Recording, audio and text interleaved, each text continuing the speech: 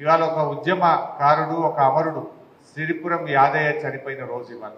కరెక్ట్గా ఇవాళకి 14 ఏళ్ల క్రితం ఆనాడు చలో అసెంబ్లీ అనేటువంటి ఒక కార్యక్రమం జరుగుతూ ఉంటే, అంటే తెలంగాణ కోసం అసెంబ్లీలో తీర్మానం చేయాలని ఉమ్మడి ఆంధ్రప్రదేశ్ రాష్ట్రంలో ఫిబ్రవరి 20వ తారీఖు 2010వ సంవత్సరం ఆనాడు ఉస్మానియా యూనివర్సిటీ నుంచి అసెంబ్లీ వైపు వస్తూ ఉంటే పోలీసులు అడ్డుకున్నారు, ఇనుప కంచెలు వేసినారు, బాష్పవాయు గోళాలు కొడతా ఉంటే సిరిపురం యాదయ్య ఉస్మానియా యూనివర్సిటీ గేటు దగ్గర ఆయన నిప్పంటించుకొని అమరుడైనటువంటి రోజు ఇవాళటి రోజు. ఆ సిరిపురం యాదయ్య చనిపోయినటువంటి రోజు ఈరోజు. అలాంటి ఉద్యమకారులు ఎంతోమంది బీఆర్ఎస్ కార్యకర్తల పోరాట ఫలితం ఇవాళ తెలంగాణ రాష్ట్రం వచ్చింది.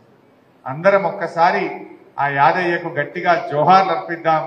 జోహార్ సిరిపురం యాదయ్యకు, జోహార్ సిరిపురం యాదయ్యకు, జోహార్ సిరిపురం యాదయ్యకు. కానీ ఇలా చాలా బాధ కలిగే అంశం ఏంటంటే, ఎంతో మంది అమరుల త్యాగ ఫలితం, ఎంతో మంది పోరాట ఫలితం, మన కేసీఆర్ గారి 14 ఏళ్ల ఉద్యమ పోరాట ఫలితం, చావు నోట్లో తలబెట్టి తెలంగాణ మన కేసీఆర్ తెచ్చింది. నేను మొన్న ఎప్పుడో అసెంబ్లీలో కూర్చొని ఆ దిక్కు చూస్తూ ఉంటే నా మనసులో ఒక ఆలోచన కలిగి బాధ కలిగింది.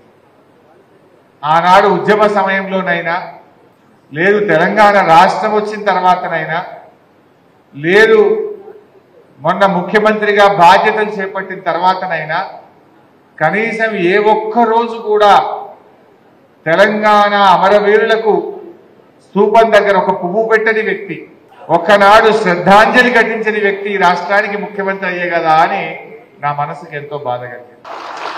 ఆ అసెంబ్లీలో కూర్చొని అధ్యక్షుడు చూస్తే ఒక్కనాడు జై తెలంగాణ అని వ్యక్తి, ఒక్కనాడు తెలంగాణ ఉద్యమంలో పాల్గొని వ్యక్తి, ఒక్కనాడు అమరుల స్తూపం దగ్గర ఒక పువ్వు పెట్టని వ్యక్తి రాష్ట్రానికి ముఖ్యమంత్రి అయ్యే కదా అని నా గుండె నిజంగా బాధ కలిగింది. ఆ రోజు నేను అసెంబ్లీలో కూర్చొని నాకు నేనే అనుకున్నా, ఒకనాడైతే మా తమ్ముడు యాడ్ చేస్తుండు, ఎవర్రా జై తెలంగాణ అనేది, దమ్ముంటే రెండు రాని తుపాకీ పట్టుకొని బయలుదేరినాడు, అటువంటి వ్యక్తి రాష్ట్రానికి ముఖ్యమంత్రి అయ్యే కదా అని నేను ఎంతో నాకు నేను అసెంబ్లీలో కూర్చొని నా మనసులో కొద్దిగా బాధపడ్డటువంటి సందర్భం.